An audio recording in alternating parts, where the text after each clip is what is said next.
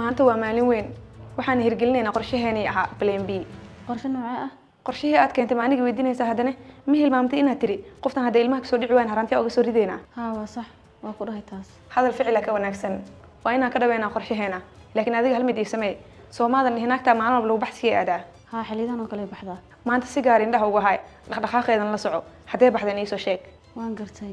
laakiin waxay kadib ana soo aadaa rabaa inta maqan hadii baxdana shir khayr lahaaba ii sheegtay inta adiga maqanta ana gambar gaaban ugu fadhiyo ee adiga markaa imaad la migaad keen kartaa inta maqanahay inay baxda la u baday naagta ma jecel qorax kulul inay ku lugayso waa runta ilan Mareykan barafka daayay ka imaatay goormay sidaan loo kibray adduunyo waa iska sidaas fiiri warqadiya ku dhimay fiican ma dhigtay warqadiya dhulka soo ma ahan haa maana ku kala ku dhiibay ha ka walwalan kuwaas meel fiican ayaan ku dhigay qolkayga dabiida cadda isku rogta xitaa ma soo helaysid waaga ina xil iska saareyso waan sababta hantideeda kugu aaminay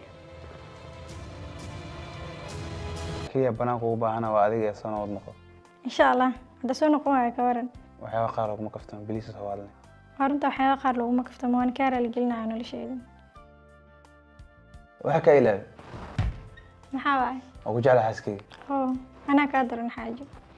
إن شاء الله برو أسكو قرنا أصل لوجين أنا ألفت كذا سأوفر يسألوا لك هنا سموي. هذيك صباح حتى يقرب تصومه. على لا شيء هدي بدار كاس وبعد حتى بغرك يجتي.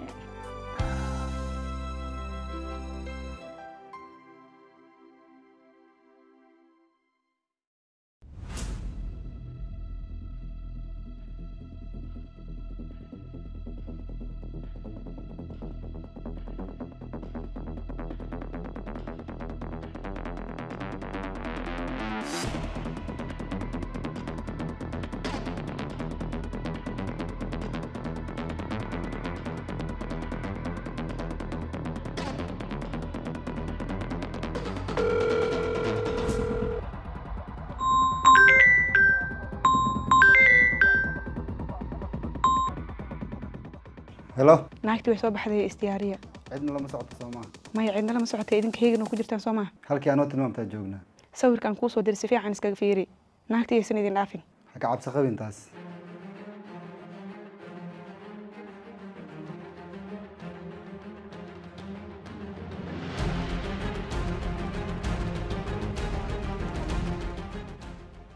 زياري هناك توسع صوتها in wax qaldan yihiin waa ogaay laakiin maalin niyadeeda maan gelin inay daawo isticmaalayso aniga maalin dhow hadal ugu yiri ay shaki galiya anoo meel aan qaadala markii dambe Ismaaciil ay sheegay muxuu kugu yiri waxaan ku iri habar yar ma sida isku dhaantaan oo adiga gabadha dhakhtar aadaan kaas wuxuu igu jawaabay aniga ayada goortay naga soo go'do ayaan hooyay aba naqanayna ciilkiisa ahay walaalay kan ma la soo shaxshay dhibic dhiiga aan leeyo